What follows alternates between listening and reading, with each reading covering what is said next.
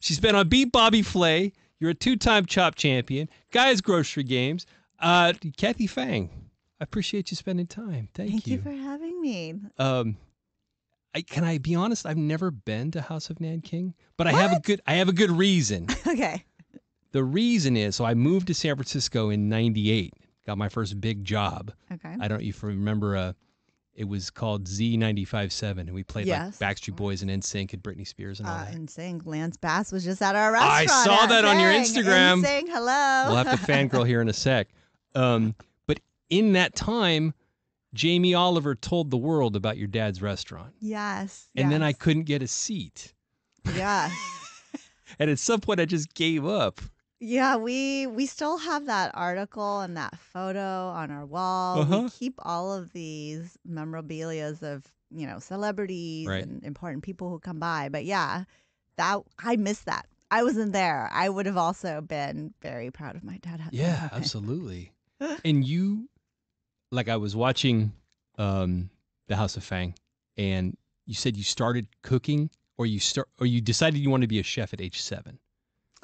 Right? Actually, I loved cooking ever since I was young, but I never wanted to go into the restaurant industry. I didn't want to become a chef because, one, I have very traditional Chinese parents, and so they always wanted me to become a doctor, be a lawyer. Those were the very prestigious jobs at the time. And also, you have to remember, my parents went into the food industry not by choice. They kind of did it because it was a means of survival, right? Sure. They immigrated here and they didn't really speak a ton of English. And the first jobs they went into were restaurants as servers and busboys and waitresses. And it was my mom who saw that these owners of these restaurants were sending their kids to private schools and they were buying homes and cars. Okay. So then my dad's like, sure, I can do this. He was never a chef. In fact, my dad was a realtor in San Francisco at the time for 21st century. Was he a realtor that knew how to cook? Or did he teach himself how to cook? He always loved cooking. Okay. And back in Shanghai, when we would I wasn't there. When the family would do elaborate dinners, my dad was always the one cooking. He was always watching people at these restaurants and stalls and reading books about it. So he's completely self-taught. Right. And when they opened the restaurant, my dad said, yeah, I'm going to do this realtor thing, come and do this restaurant thing, half and half. But really, I'm going to go into real estate because that's where the money is. Sure. But he got completely sucked in. And my dad obviously has, a talent for it. And it became super popular. My dad's personality, his character, everything, people just gravitated towards it. I love him. Let me tell you something I saw about Kathy's dad and why I kind of want to do that is, so I watched the episode where you had the big influencer dinner at Fang. Everybody's dressed to the nines, and your dad came out like a boss in his House of Nanking sweatshirt. And I just thought, that's how I'm going to be. I'm just going to be like, I don't care. I'm Peter Fang. Deal with it. I'm going to tell you, I'm definitely daddy's girl. Yeah. I call my dad every single day. I take my dad to all his doctor's appointments. In fact, so I book all of them. I get angry if he books something without my knowledge. But we have a very special relationship. And I think a lot of it was because my dad always took care of me. And he also had this, he was a figure of authority, which I respected. Sure. And I think now that I have kids, it's really important to kind of have that balance too. Sure. You don't want to always be their best friend. No. You want to also be like, hey, I know everything and you should always come to me and I'm the best at it all, even though I struggle with it all the time because I work with him. Yeah. But I mean, that's where I learned everything. But going back to why I didn't want to do it is because I said the life was too hard. And I want a 9-to-5 job. I want to hang out with my friends. I want to eat dinner with my kids.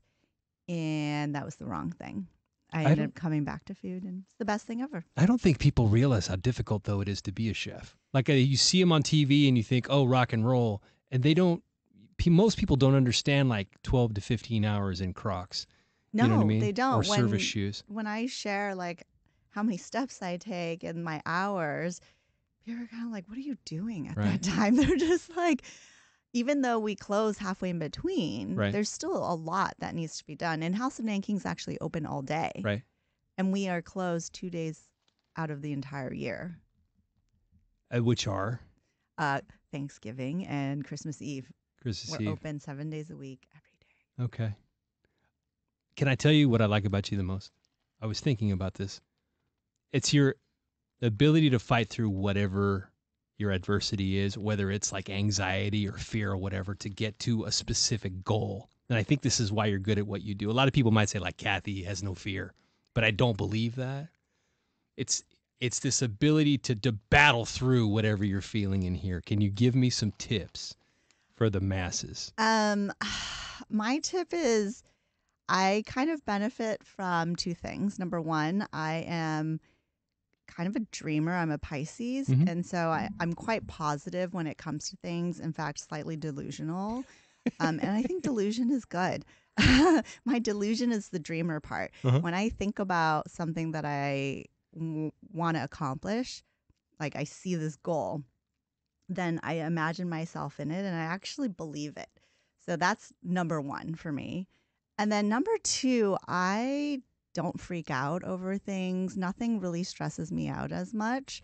And I don't know if it's because I've experienced that through just watching my parents, Mhm. how they deal with everything. So it's like two things: dealing with stress.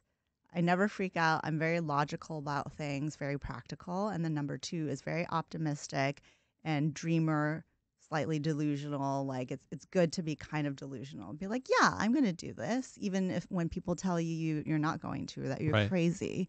And be like, well, that's what I believe, and that's what I see, and that's what's going to happen. A perfect segue into the elevated menu at Fang, because you like to take some chances. Yes. And yes, it is billed as a Chinese restaurant. However, you take the traditional ingredients and then you will marry them with stuff that maybe you've tasted or seen or experienced. Mm-hmm. Give me some of the crazier things that you've put together that work, that people love. Okay.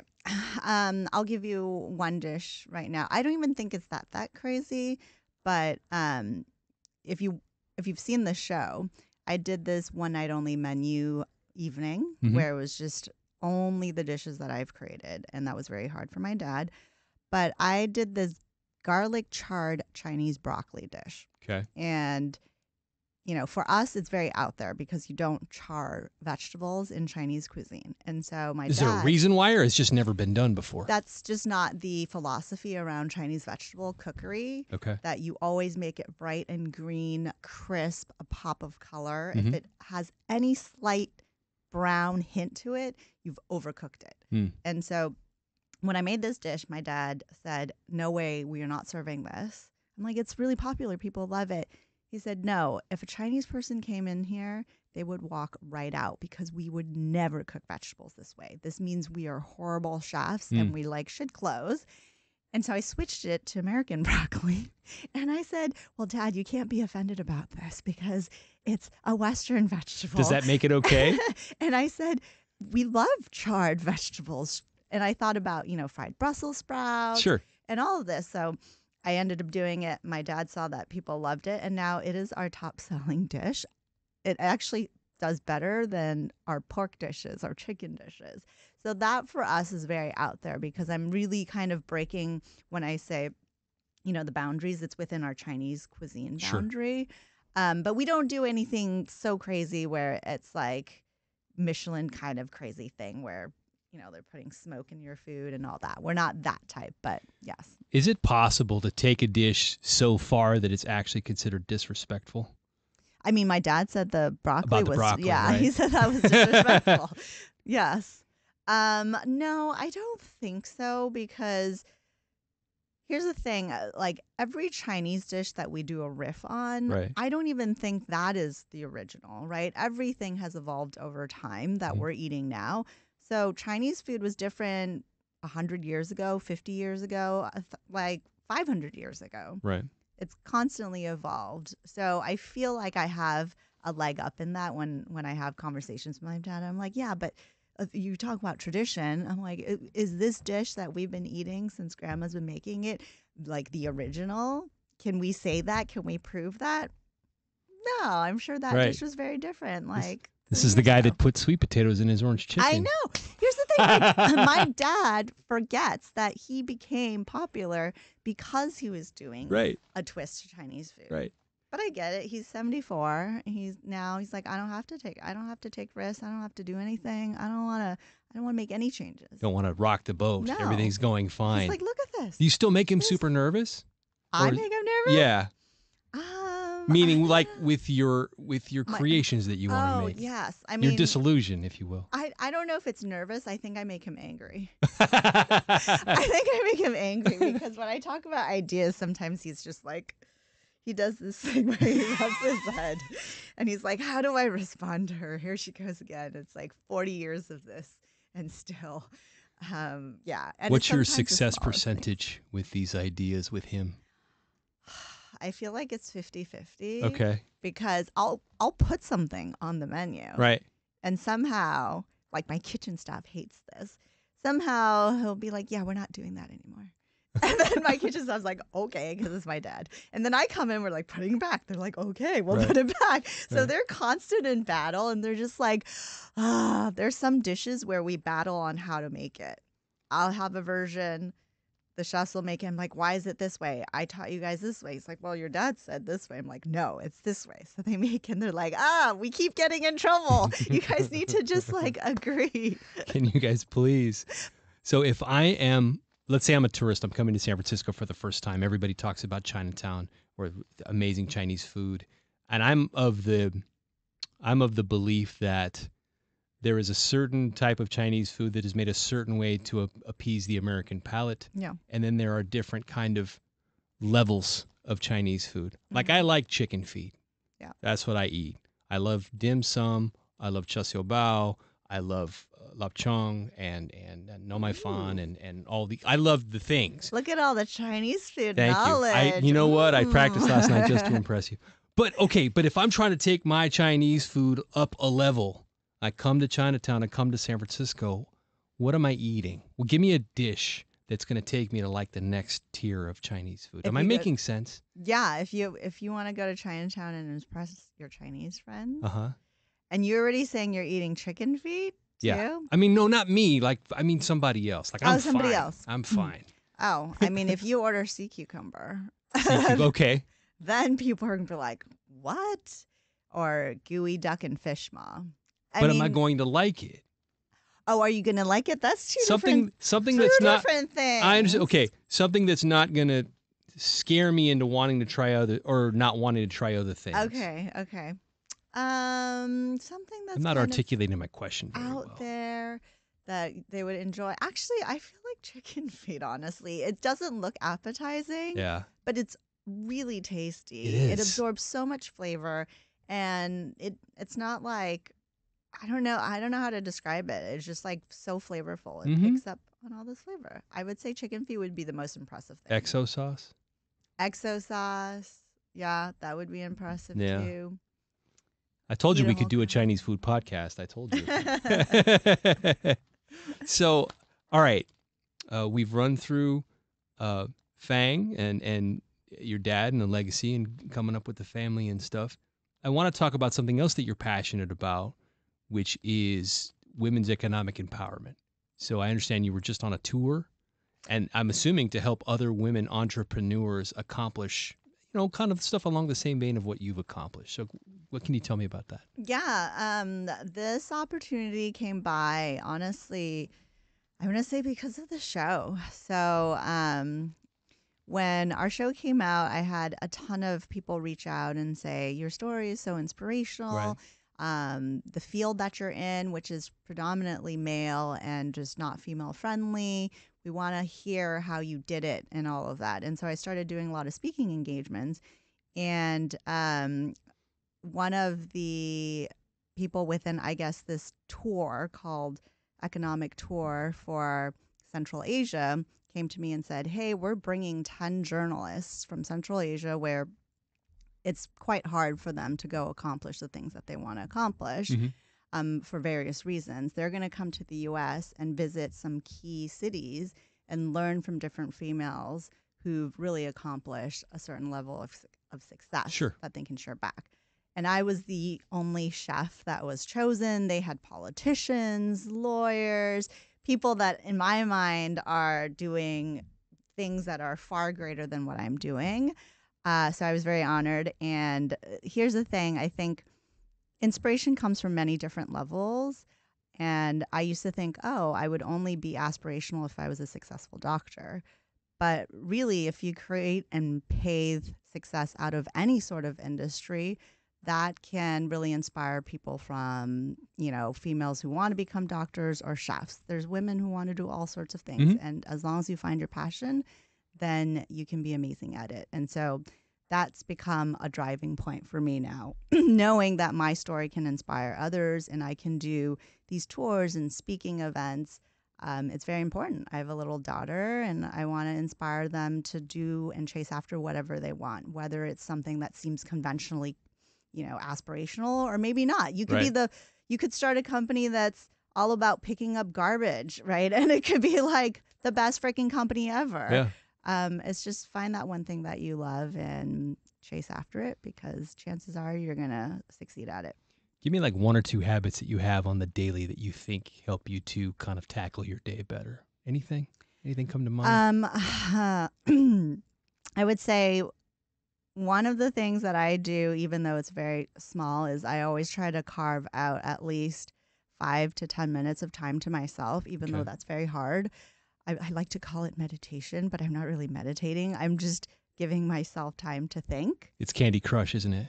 No, it's to just, whether it's making breakfast Right. or working out or doing anything that's not related to work, to your family, and all the things that stress me out. The other thing is really to set out these goals. Like I said, I'm kind of delusional. I like to dream. I like to sit and think about like what's next, what would be really exciting for me now that I've done this and that, where would I want to be now? Mm-hmm. And you could create a mood board around it. I don't have that, I don't have time for that, but it's in my head and I say that that's what I'm going to do. So it's setting out these goals and believing in it, setting some time for yourself. Another thing would be to invest in yourself. I used to be very frugal about that. Okay. So it means like spending money and really like taking those classes or courses that you've always been interested in. Invest in yourself. Like don't be shysty about Give me that. one that you've taken. For me, it's actually not classes. I started paying for like PR. I started paying for like branding. Okay. Things that I used to think was just complete fluff and things that I was like, oh, I don't need that. I can just do this on my own. That's the other thing. Like, you can't do it all on your own. You need to actually get help. And that goes from getting, for me, someone who can push your brand out, or it could be just getting extra hands for you because, like, everything is overwhelming for you. Figure out what you can farm out because it takes a village. Yes. Right? Correct. I like that. All right, I'm going to run through 5 quick ones. This is like the first thing that comes to your mind. It's like a lightning round type thing, right? Okay. Favorite Bay Area spot for late night eats? Maybe you just went to the club. Oh, for late night eats is going to be in my own home kitchen. Oh, come on. Yeah, I have this weird thing about eating leftovers. You don't do it? No, I only do that. Oh, wow. And so I have this joy. My husband likes to order McDonald's on DoorDash. Mm-hmm. And my favorite late night eat is to just be able to eat anything that's a leftover in the fridge and clean out the fridge. So Can we fix this? Not a question to ask a chef. We'll always answer at home. Perfect. Favorite way to relax? working out. I'm the best at. I'm the best at dancing. I'm the worst at. Computers, anything technology related. And finally, you know you're in trouble with me when I don't talk to you. All right. It's been really great having you.